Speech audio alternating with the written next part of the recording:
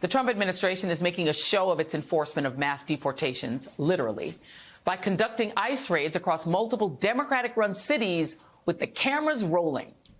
It follows Trump's performative signing of more than 300 executive orders, at least 21 of which aim to overhaul the immigration system.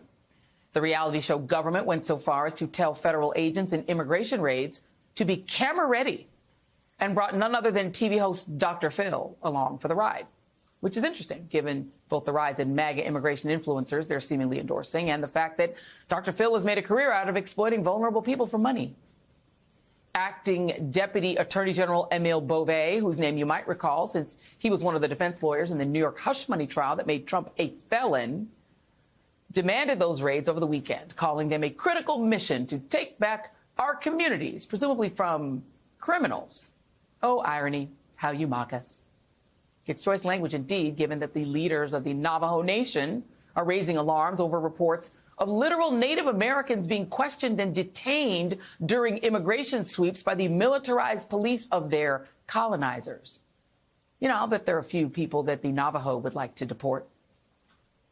For those tracking, it's not likely these are isolated incidents. An exclusive NBC report out tonight found that nearly half of those detained on Sunday do not, I repeat, do not have criminal records. It's also worth noting that despite all the televised drama, the actual number of people being deported has not yet exceeded the threshold of daily deportations under the Biden administration, a fact the Mexican president stressed today. What is different is the way that the Trump administration is broadcasting, celebrating, and most notably, increasingly using military planes to remove people. Make no mistake, the military facilitating immigration enforcement are the pictures they want us, and especially Fox viewers, to see. And they are doubling down on it. Texas Governor Greg Abbott earlier today announced that his state is sending an additional 400 members of the Texas National Guard to the southern border.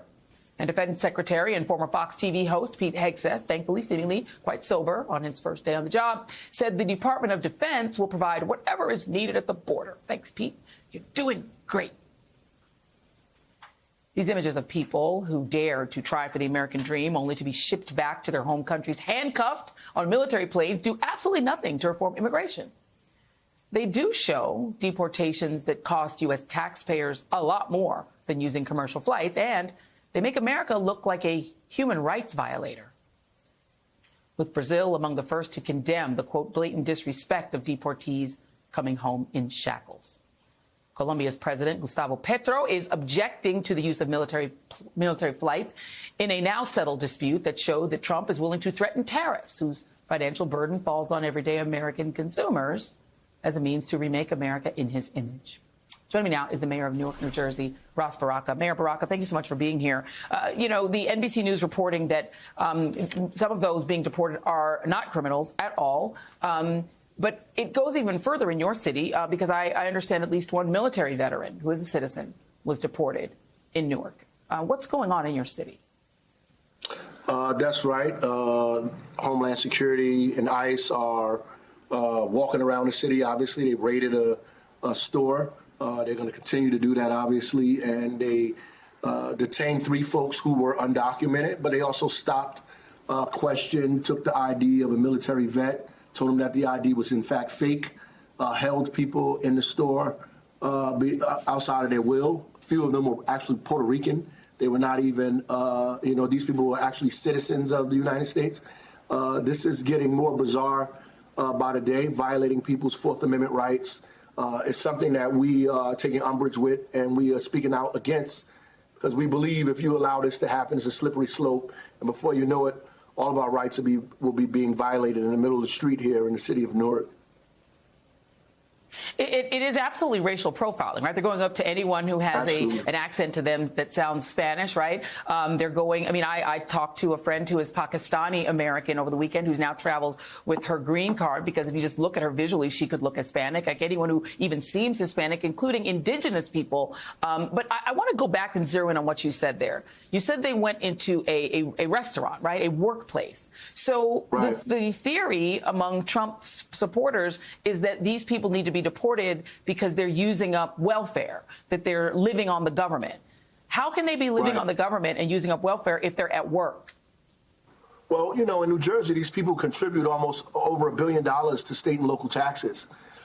These folks work. They buy goods and services. They contribute to the economy. They're our neighbors, our partners here in the city of Newark. A reporter asked me, what do we feel about immigrants, how the Newarkers feel? And I said, well, I don't know if people even could determine who's an immigrant or not, who's undocumented or not. There's so many communities in our city. It's so diverse. We even have Ukrainians that are coming in who are in fact not being stopped and questioned, but people, as you say, black and brown folks that are being stopped and questioned, asked for their ID, their papers, violating their constitutional rights. This is completely insane. Yeah, and I want to note that, we've had on folks from Ireland who are wonderful supporters of civil rights in the United States, and they will say openly that Irish folks are among the largest group of undocumented in the United States. Have white people who might have what sounds like a British or Irish accent been stopped in the city of Newark? Well, no, I think, first of all, we don't have a lot of those folks in Newark. I just think the criminalization of immigrants and migrants have been chiefly black and brown folks. This idea that there's a criminal crime wave of immigrants and migrants is just a lie. It's just not true. I heard a guy that's now the border czar say that these sanctuary cities are high in violent crime. It's not true. Newark has a 61% decrease in violent crime in our city. So to say that is just false, right? It's just a veil to come into our city and violate people's rights.